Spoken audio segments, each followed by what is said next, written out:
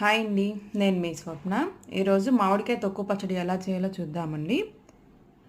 మీకు కావాలంటే రోట్లో కూడా చేసుకోవచ్చు.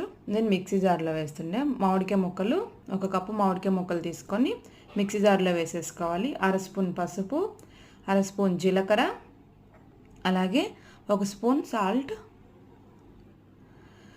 ఒక స్పూన్ కారం. మీ టేస్ట్కి తగ్గట్టుగా కారం వేసుకోండి. నేను ఒక స్పూన్ వేస్తున్నాను. వెల్లుల్లి రెమ్మలు 4.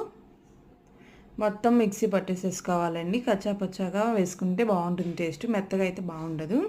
అలాగే ఇప్పుడు స్టవ్ ఆన్ చేసి బాండి పెట్టుకొని ఆయిల్ వేసి పోపు దినుసులు, వెల్లుల్లి, ఎండుమిరపకాయ, కరివేపాకు వేసి తాలింపు వేసుకోవాలి. అలాగే ఇంగు వేయడం మాత్రం మర్చిపోవద్దు. మామిడికాయ పచ్చడిలో తాలింపు వేసేటప్పుడు కంపల్సరీ ఇంగు వేసుకోవాలి, టేస్ట్ బాగుంటుంది. ముందు చూపించిన మామిడికాయ పచ్చడిలో ఈ పోపు మొత్తం కలిపేసేసుకొని వేడి వేడి అన్నంలో కాస్త నెయ్యి వేసుకొని తింటే